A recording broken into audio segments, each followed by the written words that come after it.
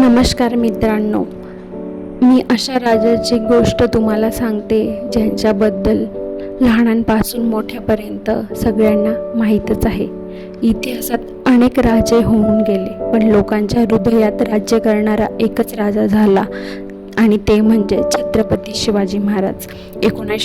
19 February 1630 Shivneri किल्ला या दुर्गम किल्ल्यावर एका सिंहाचा जन्म झाला. तो फक्त एका कुटुंबाचा वारस नव्हता, तो संपूर्ण हिंदवी स्वराज्याच्या स्वप्नांचा प्रारंभ होता. आई जिजाबाई यांनी रामायण महाभारताच्या गोष्टी सांगत त्यांच्या मनात शौर्य, धर्म आणि न्यायाची बीज पेरली. वडील शहाजी महाराज यांचा पराक्रम त्यांच्या रक्तात होता आणि मार्गदर्शक लाभले गुरु दादोजी कोंडदेव यांच्या लहानपणीच त्यांना तोरणा किल्ला जिंकला आणि तेव्हाच जाहीर केलं हे स्वराज्य आहे आणि ते आपण उभं करणार. त्या काळात दिल्लीचा मोगल बादशाह औरंगजेब सत्तेवर होता. दक्षिणेत आदिलशहा कुतुबशाही प्रभाव होता. जनतेवर अन्याय, जुलूम आणि भीतीची सावट होती. पण शिवाजी महाराजांनी ठरवलं, भीतीत जगायचं नाही तर स्वाभिमानाने जगायचं. 1959 प्रतापगड किल्ला आदिलशाहीचा बलाढ्य सरदार अफजल खान महाराजांना भेटायला आला. संपूर्ण दख्खनमध्ये चर्चा होती, हा सामना असणार शेवटचा.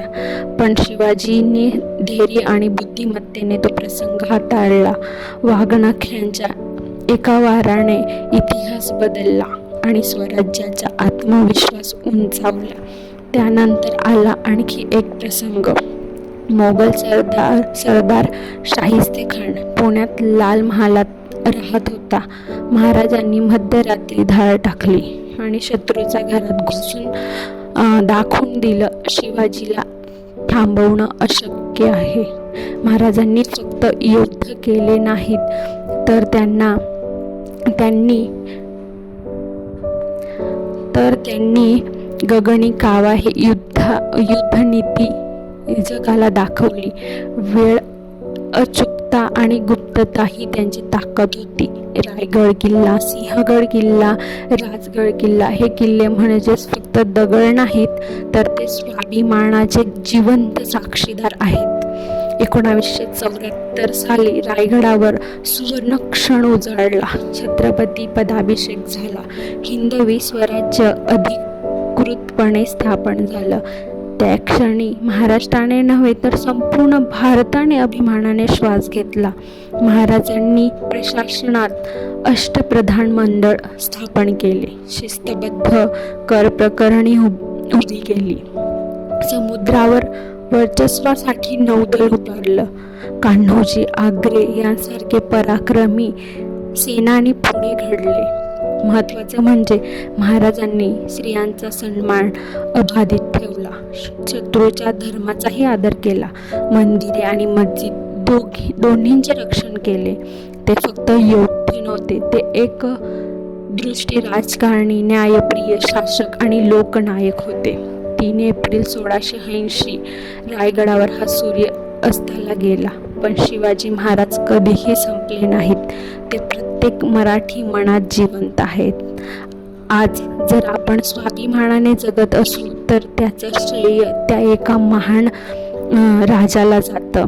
शिवाजी महाराज म्हणजे पराक्रमाची ज्वाला, न्यायाचा दीपस्तंभ आणि स्वराज्याचा महामंत्र. चला आपणही त्यांच्या विचारांनी प्रेरित होऊन अन्यायाविरुद्ध उभे राहूया. आपणही मातृभूमीचा अभिमान राखूया, कारण जोपर्यंत या भूमीत जय भवानी जय शिवाजी ही गर्जना घुमत आहे ना, तोपर्यंत शिवराय अमर राहतील. बोला जय शिवराय.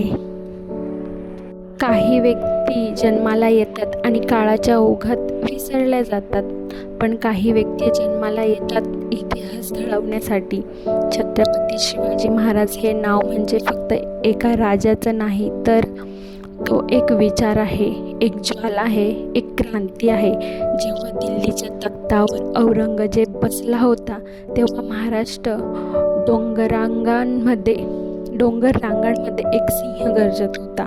त्यांनी शिकवलं, शक्ती ही तलवारीत नसते, तर